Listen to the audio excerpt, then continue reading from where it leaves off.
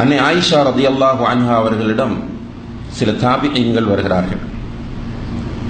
வந்து கேட்கிறார்கள், அன்னையே, நபிகள் நாயகம் ஸல்லல்லாஹு அலைஹி வஸல்லம் அவர்களுடைய வாழ்க்கையில் உங்களால் மறக்க முடியாத ஏதாவது நிகழ்வுகள் உள்ளதா என்று கேட்கிறார்கள். இந்த கேள்வியை கேட்டவுடன் ஆயிஷா ரலியல்லாஹு அன்ஹா அவர்களுக்கு அழுகை வந்துவிட்டது. தன்னை சுதாகரித்துக் கொண்டு சொன்னார்கள், ஒரு நாள் அல்லாஹ்வுடைய தூதர் ஸல்லல்லாஹு அலைஹி வஸல்லம் அவர்கள் திடீரென படுக்கையிலிருந்து எழுந்து உட்கார்ந்தார்கள். நானும் அவர்களோடு எழுந்தேன். என்ன என்று கேட்டேன்.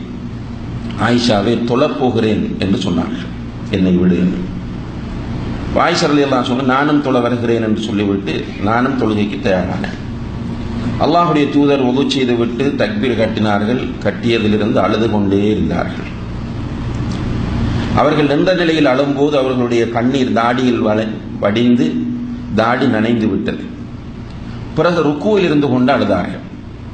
அப்படி ருக்குவில் இருந்து கொண்டு அழும்போது சுஜூது செய்கிற இடம் நனைந்து விட்டது. பிறகு அத்தஹியாத்தில் இருந்து கொண்டு அழுகிறார்கள். அந்த நேரத்தில் அவர்களுடைய மடி நனைந்து விட்டது. அழுது கொண்டே இருந்தார்கள். அவர்கள் சலாம் கொடுக்கும் போது நான் போய் ஆறுதல் சொன்னேன். அவர்கள் அதை பொருட்படுத்தாமல் அழுது கொண்டே இருந்தார்கள். பிலால் ரலியல்லாஹு அன்ஹு அவர்கள் ஃபஜ்ருக்கு அதான் சொல்வதற்காக வந்தார். அவரை அழைத்து சொன்னேன், அல்லாஹ்வுடைய தூதர் நீண்ட நேரமாக தொழுது அழுது கொண்டே இருக்கிறார்கள், நீங்கள் போய் ஆற்றுப்படுத்துங்கள் என்று. பிலால் ரலியல்லாஹு அன்ஹு அவர்கள் வந்து சொன்னார்கள், அல்லாஹ்வுடைய தூதரே, அல்லாஹ் உங்களுடைய முன்பின் பாவங்களை எல்லாம் மன்னித்திருக்கிற போது இப்படி ஏன் அழுகிறீர்கள் என்று கேட்கிறார்கள். அதற்கு ரசூல் ஸல்லல்லாஹு அலைஹி வஸல்லம் அவர்கள் கேட்டார்கள், அஃபலா அகூன அப்தன் ஷக்கூரா, நான் நன்றியுள்ள ஒரு அடியானாக இருக்கக்கூடாதா என்று கேட்டார்கள். கேட்டுவிட்டு சொன்னார்கள், இன்றிரவு எனக்கு சில குர்ஆன் வசனங்கள் அருளப்பட்டன. அந்த வசனங்களை ஒருவர் ஓதி அதை பற்றி சிந்திக்கவில்லை என்றால், அந்த வசனங்களை ஓதி சிந்திக்கவில்லை என்றால் அவருக்கு அழிவுதான், அவருக்கு கேடுதான் என்று ரசூல் ஸல்லல்லாஹு அலைஹி வஸல்லம் அவர்கள் சொன்னார்கள்.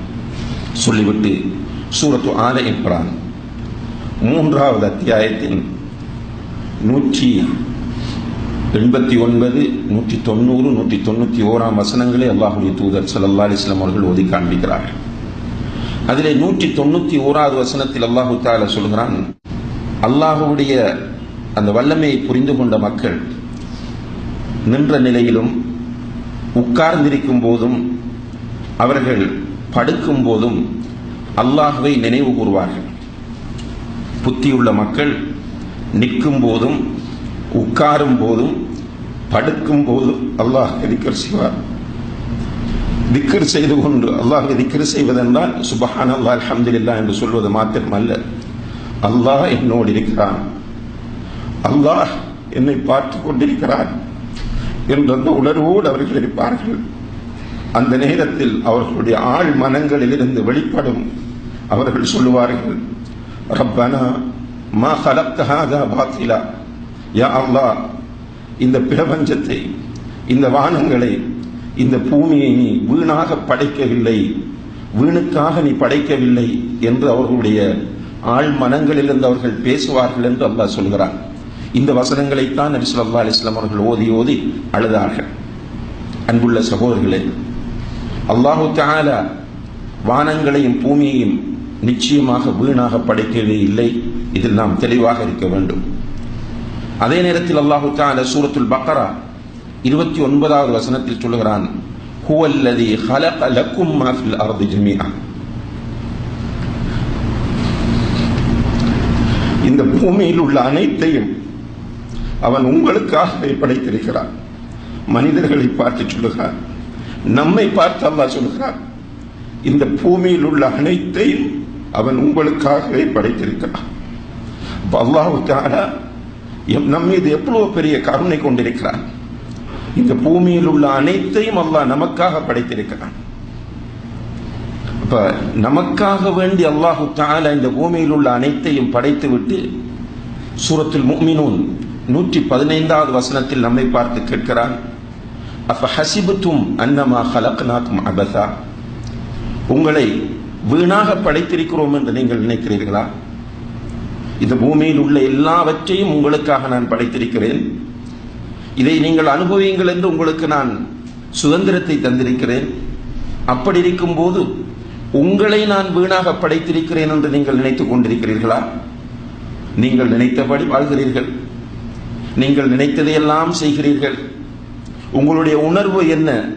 உங்களை நான் ஒரு நோக்கத்தோடு படைக்கவில்லை, ஏதோ அர்த்தமில்லாமல் படைத்திருக்கிறேன் என்று நீங்கள் நினைத்து வாழ்ந்து கொண்டிருக்கிறீர்களா?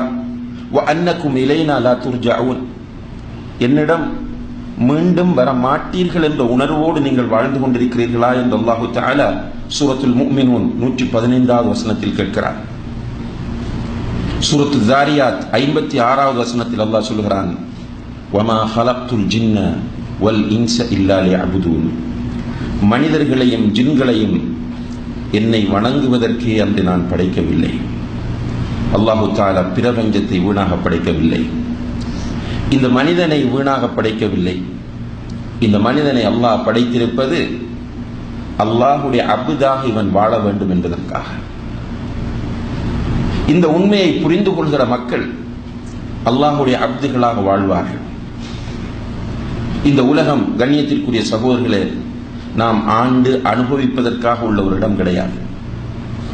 இந்த உலகம் தற்காலிகமானது. நேற்று நம்மோடு இருந்தவர்கள் என்று கிடையாது.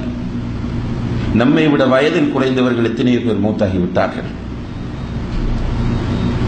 இந்த உலகத்தில் நம்முடைய ஆயுள் என்பது நபி ஸல்லல்லாஹு அலைஹி வஸல்லம் அவர்கள் சொல்கிறார்கள், அஅமாரு உம்மத்தி மா பைன 60 வ 70, என்னுடைய உம்மத்தினரின் வயது 60க்கும் 70க்கும் இடைப்பட்டது. மேக்சிமம் ஒரு 70 வயது வாழப் போகிறோம். அதை தாண்டி அரிதாக 80, 90, 100 வாழ்வோம். ஆனால் வாழ்ந்தாலும் வாழாதது போன்றுதான். 80 வயதில் இருப்பவருக்கு என்ன மரியாதை இருக்கிறது? 90 வயதில் வாழுகிறவருக்கு என்ன உரிமை இருக்கிறது? அவர் வாழ்ந்தும் மரணித்தவர் போன்றுதான். அதனால் தான் ஸல்லல்லாஹு அலைஹி வஸல்லம் அவர்கள் சொன்னார்கள், அஅமாரு உம்மத்தி மா பைன 60 வ 70, என்னுடைய உம்மத்தின் வயது 60க்கும் 70க்கும் இடைப்பட்டது. இந்த உலகம் நிரந்தரமானது கிடையாது. மறுமைக்கான விளைநிலம்தான் இந்த உலகம். இந்த உலகத்தில் அல்லாஹுடைய அப்துகளாக நாம் வாழ்ந்தால், அல்லாஹுடைய அடிமைகளாக வாழ்ந்தால், அன்புள்ள சகோதரர்களே, நாம் வெற்றி அடைய முடியும். இந்த உலகத்தில் நம்முடைய மனோ இச்சைகளை கடவுள்களாக ஆக்கி நாம் வாழ்ந்தால், அல்லது இந்த உலகம்தான் எல்லாம் என்று நினைத்து வாழ்ந்தால், நம்முடைய இறுதி முடிவு பயங்கரமானதாக ஆகிவிடும். அல்லாஹு தஆலா நம் மீது கொண்ட பேரன்பின் காரணத்தினால் நமக்கு நிறைய அருட்கொடைகளை வழங்குகிறான். அல் குர்ஆனில் 2 இடங்களிலே அல்லாஹ் சொல்கிறான், வ இன் தஉது நிஅமத்தல்லாஹி லா துஹ்ஸூஹா, அல்லாஹ் உங்களுக்கு தந்திருக்கிற அருட்கொடைகளை, நிஅமத்துகளை நீங்கள் எண்ண ஆரம்பித்தால் உங்களால் எண்ணி முடிக்க முடியாது என்று சொல்கிறான். அவ்வளவு நிஅமத்துகளை அல்லாஹ் தந்திருக்கிறான். இந்த நிஅமத்துகளில் மிக மகத்தான நிஅமத் எது என்று நாம் கேட்டால் என்ன பதில் சொல்லுவோம்? ஒவ்வொருவரும் அவரவருக்கு அல்லாஹ் எதை கொடுத்ததாக அவர் நினைக்கிறார் அதை சொல்லுவார். ஆனால் எல்லோரும் சொல்ல வேண்டியது என்ன தெரியுமா? அல்லாஹ் எனக்கு தந்திருக்கிற மிகப்பெரிய நிஅமத், அல்லாஹ் எனக்கு ஹிதாயத்தை தந்திருக்கிறானே. என்னை ஒரு இந்துவாக, ஒரு நாஸ்திகனாக, ஒரு கிறிஸ்தவனாக ஆக்காமல் அல்லாஹு தஆலா அவனை ஏற்றுக்கொள்ளக்கூடிய ஒரு நிலையில் என்னை வைத்திருக்கிறானே. இதற்கு மேல் எந்த நிஅமத்தும் எனக்கு கிடையாது. இதுதான் ஆக உயர்ந்த நிஅமத் என்பதுதான் ஒரு நன்றியுள்ள அடியானுடைய உணர்வாக இருக்கும்.